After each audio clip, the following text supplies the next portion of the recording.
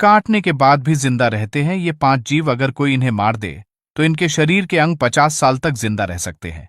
इनमें से एक जानवर तो अमर है। नंबर 1, मुर्गा। अगर आप किसी कसाई से पूछेंगे कि क्या कभी मुर्गे को काटने के बाद भी वे जिंदा रहते हैं, तो उनका जवाब हाँ होगा। ऐसा इसलिए होता है क्योंकि मुर्गियों का तंत्रिका तंत्र हम इंसानों से बहुत अलग होता है।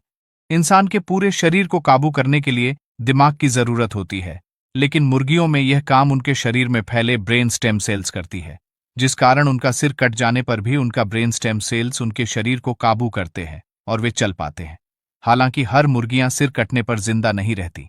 ऐसा तभी होता है जब मुर्गियों का सिर काटते समय उनकी गर्दन नहीं कट पाती।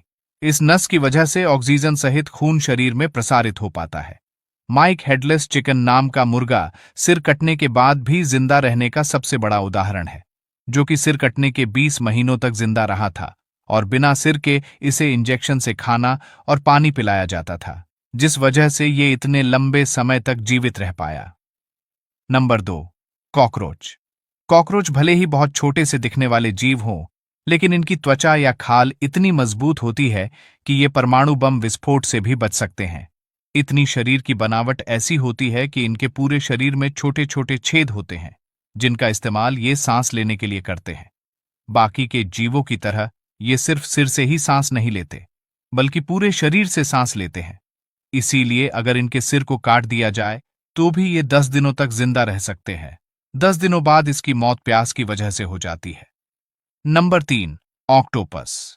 ऑक्टोपस जापान और कोरिया जैसे एशियाई देशों में खाए जाने वाले मुख्य डिशों में से एक है, और आपने बहुत से वीडियो भी देखे होंगे जिसमें टेबल में खाने के लिए रखे ऑक्टोपस हिल रहे होते हैं।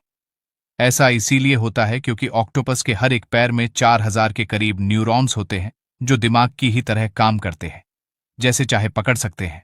यानी ऑक्टोपस के हर एक पैर में खुद का कंट्रोल सिस्टम होता है, जिन्हें हमेशा दिमाग की जरूरत नहीं पड़ती। इसीलिए जब इसके पैर को काट दिया जाता है वह खुद हिलने लगता है, और जब ऑक्टोपस मर जाता है तो भी इसके पैर इसके शरीर को कुछ दूर तक ले जाते हैं, जब तक कि इसके सभी सेल्स मर नहीं जाते। नंबर 5, सांप।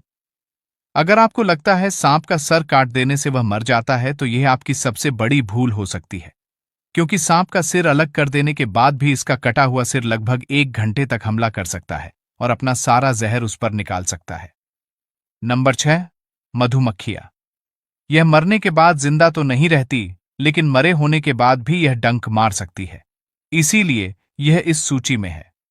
मरी हुई मधुमक्खियां उड़कर किसी को डंक नहीं मारती, बल्कि अगर कोई मरी हुई मधुमक्खी को पकड़ने जाता है तो यह डंक मार देती है और अपना सारा जहर शिकारी के शरीर में डाल देती है। मधुमक्खियों के डंक में जहर और मांसपेशी दोनों होती है, इसीलिए इसके डंक को दिमाग की जरूरत नहीं पड़ती। यही कारण है कि जब मधुमक्खी मर जाती है तो डंक शरीर का इकलौता हिस्सा होता है जो काम कर रहा होता है। इसीलिए मरी हुई मधुमक्खी को पकड़ने से पहले एक बार जरूर सोच लें